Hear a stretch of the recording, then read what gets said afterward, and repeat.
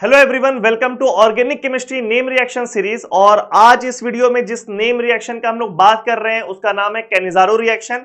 पिछला name reaction था aldol condensation, वो भी एल्डिहाइड कीटोन्स का था। और ये कैनिजारो रिएक्शन भी एल्डिहाइड कीटोन्स वाले चैप्टर का है और बहुत इंपॉर्टेंट रिएक्शन है। बहुत हाई फ्रीक्वेंसी से पास्ट ईयर्स में कैनिजारो पे सवाल पूछा गया है, चाहे वो एंट्रेंस एग्जाम, कॉम्पिटिटिव एग्जाम हो, चाहे वो बोर्ड एग्जाम हो या आपके स्कूल का इंटरनल एग्जाम हो। Cannizzaro reaction is one of the favourite reactions जो कि एग्जामिनर का रहता है। तो इसलिए इस वीडियो को ध्यान से देखना लास्ट तक, और मैकेनिज्म भी समझना है और ये भी समझना है कि हम लोग डायरेक्टली प्रोडक्ट को कैसे निकालते हैं कैनिजारो रिएक्शन में।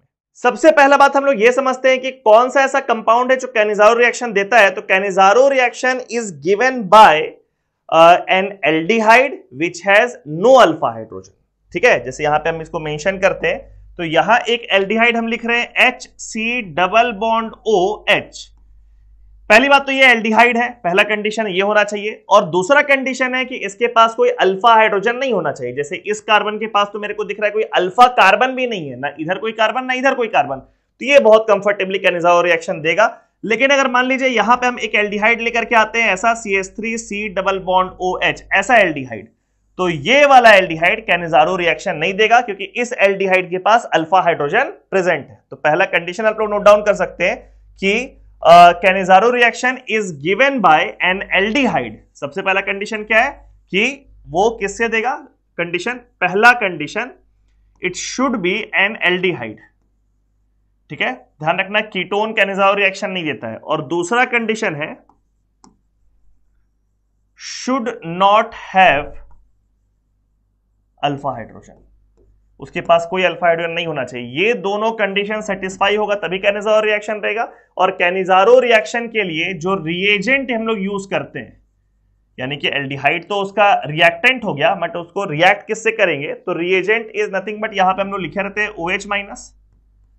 ठीक है, एग्जाम में NaOH या KOH के फॉर्म में दे सकता है या फिर सिर्फ OH माइनस भी लिखा हुआ रह सकता है। ठीक है, रिएजेंट है OH माइनस। जल्दी से इसका मैकेनिज्म लोग देखते हैं कि एक बेसिक सा एल्डिहाइड लेकर के कि किस तरीके से ये काम करता है। मैकेनिज्म देखिए इसका। तो हम एक एल्डिहाइड लेकर के आ रहे हैं HC double bond OH, formaldehyde इसका नाम है, IUPAC नेम है मिथेनल, और इसके पास कोई अल्फा हाइड्रोजन नहीं है, एल्डिहाइड भी है। और फर्स्ट स्टेप में ही इसमें हम लोग रिएक्ट कर दिए OH माइनस का।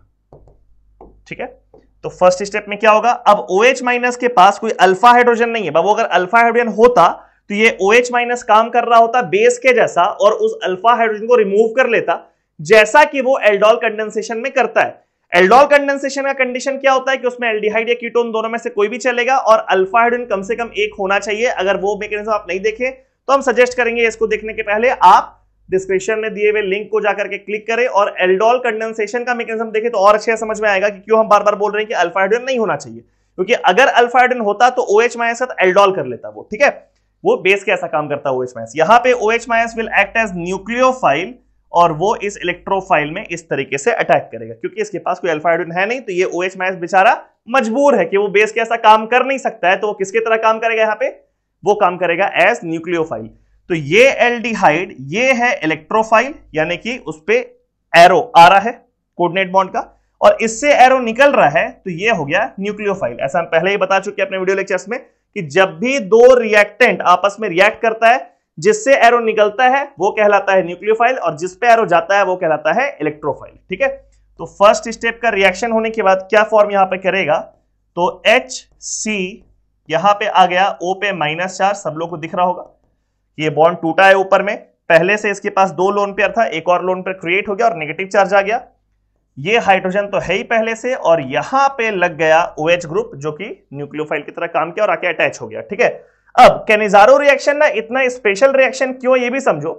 ये एकमात्र ऐसा रिएक्शन है जहां पे हाइड्रोजन लिविंग ग्रुप कैसा काम करता है, यानी कि ग्रुप को छोड़ के निकलता है, और किसी भी रिएक्शन में हाइड्रोजन लिविंग ग्रुप कैसा काम नहीं करता है। नेक्स्ट स्टेप में क्या होता है कि ये जो आपका एल्डिहाइड है इसका एक और मॉलिक्यूल आएगा, एक दूसरा मॉलिक्यूल आया HC डबल बॉन्ड OH, फिर से एक बार। ठीक है, ये वापस से यहां पाई बॉन्ड बनाया और यहां से H निकल गया। ये बड़ा अनयूजुअल सा स्टेप है, ऐसा ऑर्गेनिक में और कभी नहीं होता है, सिर्फ यहीं पर होता है कि हाइड्रोजन लिविंग ग्रुप की तरह काम कर रहा होता है और ये हाइड्रोजन जो इलेक्ट्रॉन पेयर लेकर के निकला है, ये निकलते के साथ इस कार्बन पर अटैक कर जाएगा और ये ऊपर चला जाएगा।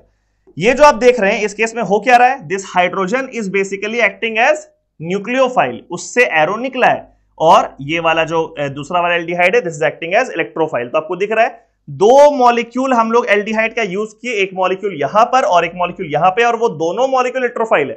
यहां भी वो इलेक्ट्रोफाइल है और यहां पर भी वो काम कर रहा है एज इलेक्ट्रोफाइल। ठीक है, यहां पर क्या फॉर्म करेगा, जैसे ही ये H निकल गया यहां पे आपको दिखेगा कार्बोक्सिलिक एसिड बन गया है, HC double bond OH, carboxylic acid का फॉर्मेशन हुआ यहां पे। और साथ में यहां पर क्या फॉर्म किया तो उसको भी देख लो जरा सा एक बार। यहां पे ये H लग गया तो इस कार्बन पे लग गया 3 हाइड्रोजन, 2 पुराना और एक नया, और इस पे O-। So basically this is CH3O-। सब लोग क्लियर है कि वहां पे कार्बोक्सिलिक एसिड और यहां मिथॉक्साइड। अब चक्कर ये है कि ये मिथॉक्साइड एक अच्छा बेस है O- की वजह से, कार्बोक्सिलिक एसिड उसके सामने अच्छा एसिड है, H+ निकाल सकता है वो कंफर्टेबली। तो इन दोनों के बीच में यहां पे बहुत आराम से, बहुत कंफर्टेबली एसिड बेस रिएक्शन हो जाएगा। यहां पे मजे में एसिड बेस रिएक्शन होगा इन दोनों के बीच में। ये कार्बोक्सिलिक एसिड अपना H+ निकालेगा और इस मिथॉक्साइड को पहना देगा, खिला देगा, जिसकी वजह से ये बन जाएगा format ion HC double bond O, format ion का फॉर्मेशन हो गया। और यहां पे CH3O- ये वाला H+ को ले लिया तो वो बन गया मिथेनॉल CH3OH। तो ये हो गया उसका फाइनल प्रोडक्ट, यानी कि फॉर्मेट आयन फॉर्म किया और फॉर्म किया मिथेनॉल। ठीक है, मैकेनिज्म फिर से एक बार देखो। फॉर्मल्डिहाइड को आप लेकर के आए, फर्स्ट स्टेप में OH- न्यूक्लियोफाइल की तरह अटैक किया, ये फर्स्ट स्टेप हुआ। सेकंड स्टेप में यहां पर क्या हुआ, ये वापस से पाई बॉन्ड बनाया, यहां से हाइड्रोजन नेगेटिव चार्ज और लोन पेयर लेकर के निकला है। पहला ऐसा रिएक्शन है जहां पे हाइड्रोजन लिविंग ग्रुप की तरह काम कर रहा है।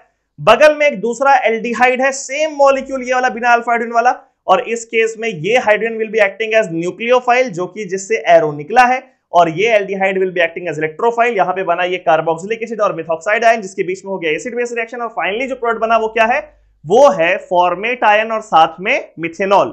तो यहां पे ओवरऑल रिएक्शन अगर हम देखें, ध्यान दो, ओवरऑल रिएक्शन तो कुछ ऐसा हुआ है कि दो मॉलिक्यूल मेरा यूज हुआ है HC डबल बॉन्ड OH का, यानी कि फॉर्मल्डिहाइड का, दो मॉलिक्यूल यूज हुआ। साथ में यहां पे लिख देंगे हम एक OH-, जो कि रिएजेंट था, पहला ही स्टेप में आके न्यूक्लियोफाइल कैसा काम किया था। अब इस दो मॉलिक्यूल में से एक मॉलिक्यूल ऑक्सीडाइज कर गया, HC double bond O-।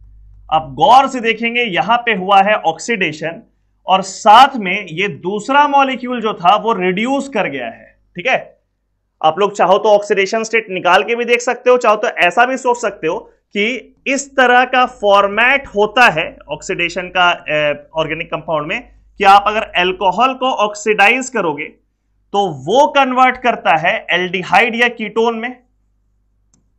Alcohol को अगर आप ऑक्सीडाइज करोगे तो वो कन्वर्ट करेगा एल्डिहाइड या कीटोन में, और इस एल्डिहाइड या कीटोन को फर्दर ऑक्सीडाइज करोगे तो वो कन्वर्ट करेगा कार्बोक्सिलिक एसिड में। तो आप देखो रिएक्टेंट में आपके पास था क्या, तो रिएक्टेंट में था आपके पास एल्डिहाइड। ये क्या है, ये है एल्डिहाइड। यहां पर ये क्या फॉर्म किया, तो इसको हम लोग बोलते हैं carboxylate ion, which is conjugate base of carboxylic acid, मतलब कि ऑक्सीडेशन स्टेट में इसी के बराबर है वो। और साथ में एक है alcohol, CH3OH is alcohol. So basically reactant में you have two molecules of this aldehyde, of which one molecule is reduced to alcohol and one molecule is oxidized to carboxylic acid, and when same atom, same element undergoes both oxidation as well as reduction, then this reaction will be called disproportionation reaction.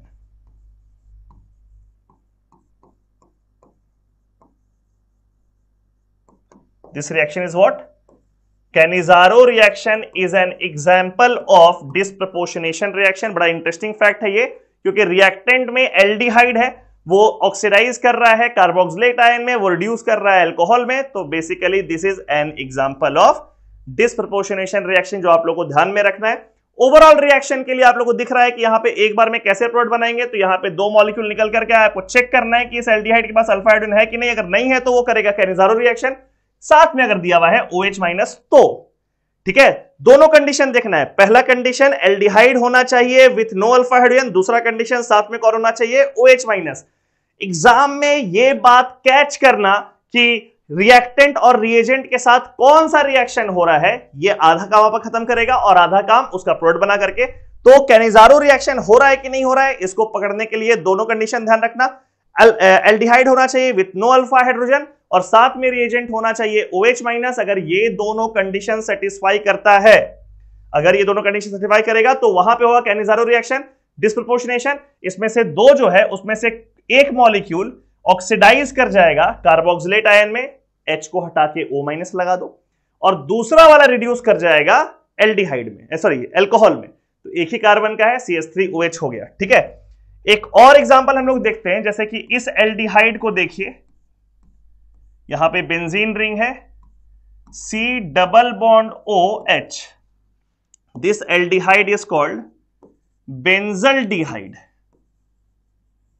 This aldehyde is called benzaldehyde. यहां पर भी आप देखो है तो aldehyde और साथ में इसमें कोई अल्फा हाइड्रोजन भी नहीं है, यानी कि एल्डिहाइड भी है, अल्फा हाइड्रोजन भी नहीं है। This eligible to give Cannizzaro reaction and if it is written OH minus over here, अब तो पक्का हो गया कि ये कैनिजारो ही देगा, क्योंकि ये सारा कंडीशंस को फुलफिल कर रहा है। डायरेक्टली प्रोडक्ट हम लोग को लिखना है, तो हम लोग को पता है यहां पे दो मॉलिक्यूल यूज होने वाला है, एक ऑक्सीडाइज होगा, एक रिड्यूस होगा। एक में ये वाला बॉन्ड को तोड़ दो और ये वाला बॉन्ड तोड़ के O माइनस लगाओ, तो एक बन जाएगा कुछ ऐसा। ये है यहां पर C double bond O minus लग गया, इसको बोलते हैं बाबू बेंजोएट आयन, खैर हम नाम नहीं लिख रहे हैं यहां पे। ठीक है, और साथ में दूसरे वाले में क्या होने वाला है, यही कार्बन पे CH2OH लग जाएगा, वो अल्कोहल में कन्वर्ट करेगा। So the product will be formed as like CH2OH, this is called benzyl alcohol, ये फॉर्म कर जाएगा। सीधे प्रोडक्ट वाला बात हुआ। मैकेनिज्म क्या है ये पीछे आप लोग को हम बता चुके हैं। कभी कभी क्या होता है, ये जो दो मॉलिक्यूल हम लोग एल्डिहाइड के लेकर के आए हैं, वो दो मॉलिक्यूल नहीं लेकर के आने का जरूरत पड़ता है। एक ही मॉलिक्यूल में दो एल्डिहाइडिक ग्रुप होता है और दोनों में से किसी के पास अल्फा हाइड्रोजन नहीं होता है, तो वहां पे with in the molecule reaction हो जाएगा और उसको हम लोग नाम देते हैं इंट्रा मॉलिक्यूलर कैनिजारो रिएक्शन, यानी कि विद इन द मॉलिक्यूल वो रिएक्शन हो रहा है। एग्जाम्पल के लिए देखिए, अगर हम एक ऐसा एल्डिहाइड लेकर के आते हैं C double bond OH, this is called glyoxal, ये इसका कॉमन नेम है, this compound is called glyoxal. अब इसमें अगर हम लोग रिएक्शन करना चाहें तो आपको दिख रहा है दो एल्डिहाइडिक ग्रुप है, दोनों में से किसी के पास अल्फा हाइड्रोजन नहीं है, तो यहाँ पे OH माइनस से रिएक्ट करने पर कैनिजारो रिएक्शन के लिए ये कंपाउंड एलिजिबल है। थोड़ा मैकेनिज्म के थ्रू ही आप लोग को बता देते हैं किस तरीके से रिएक्शन होने वाला है। तो यहाँ पे देखो OH माइनस एज न्यूक्लियोफाइल यहां अटैक किया, बोलेंगे सर लेफ्ट पे अटैक करेगा, राइट पे अटैक करेगा, ये तो सिमेट्रिकल है, तो सिमेट्रिकल की वजह से आप कहीं पर भी अटैक कर सकते हैं, लेकिन अगर अनसिमेट्रिकल होता तो जो कार्बन ज्यादा इलेक्ट्रोफिलिक होता वो उस पर अटैक करता। ठीक है, फॉर एग्जाम्पल अगर मान लीजिए ऐसा होता कि एक तरफ ये फिनाइल रिंग है, C डबल बॉन्ड O, यहां पर C डबल बॉन्ड OH है, ऐसा अगर है, और इसमें अगर आप OH माइनस का अटैक करते तो यहां पर जो अटैक होना है वो इस कार्बन पे होता, ना कि इस कार्बन पे, बिकॉज ये कार्बन और ये कार्बन अगर कंपेयर करोगे, this carbon is more electrophilic. ये फिनाइल रिंग के वजह से इस कार्बन का इलेक्ट्रॉन का डेंसिटी बढ़ गया, इसका मेसोमेरिक इफेक्ट की वजह से, रेजोनेंस की वजह से। ठीक है, तो this carbon will be more electrophilic. खैर, इस केस में यहां पे अटैक किया तो यहां पर क्या बना, तो HC डबल बॉन्ड O, बगल वाले कार्बन पे बॉन्ड टूट करके इस पे चला गया O पे माइनस चार्ज, यहां पर H, यहां OH। एक काम करते हैं, इसको इस तरीके से लिखते हैं, यहां पे OH, यहां पे H, यानी कि जो OH अटैच हुआ है उसको राइट साइड लिख लिए और ये जो H उसको नीचे कर दिए, बिकॉज वहीं लीव करने वाला है नेक्स्ट स्टेप में। अगले स्टेप में आप लोग को पता है ये वापस से पाई बॉन्ड बनाता है और यहां से हाइड्रोजन निकल जाता है, वही हाइड्रोजन बगल में न्यूक्लियोफाइल की तरह अटैक किया था, बट यहां पे उसको बगल में कहीं जाने का जरूरत नहीं है, यहां C डबल बॉन्ड उसी मॉलिक्यूल में प्रेजेंट है।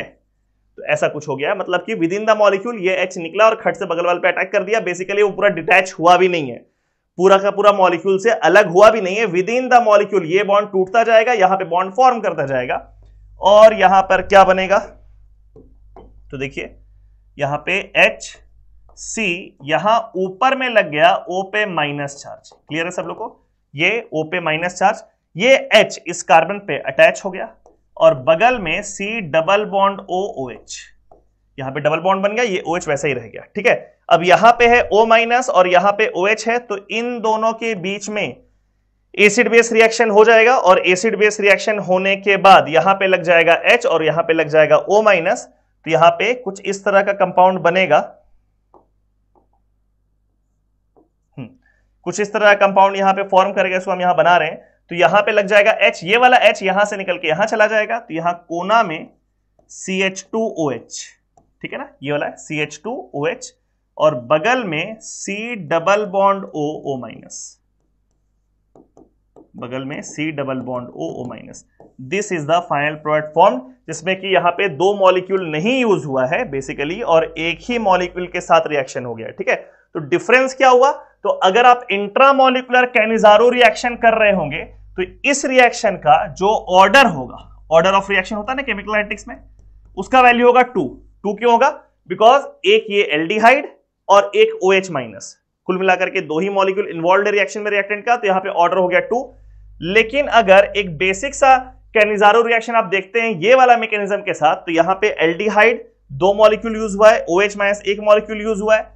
RDS वाला स्टेप ये सेकंड स्टेप है, तो इसका जो रेट लॉ होगा उसको हम यहां पे लिख रहे हैं, rate is proportional to concentration of HCHO का स्क्वायर, है ना, बिकॉज 2 है तो HCHO का square multiplied by concentration of OH minus, multiplied by concentration of OH minus, जो कि एक ही मॉलिक्यूल है, तो इसीलिए इसमें ऑर्डर ऑफ रिएक्शन जो हो गया वो हो गया 3, दिख रहा है, ये इसका 2 इसका 1 मिलाकर के हो गया 3।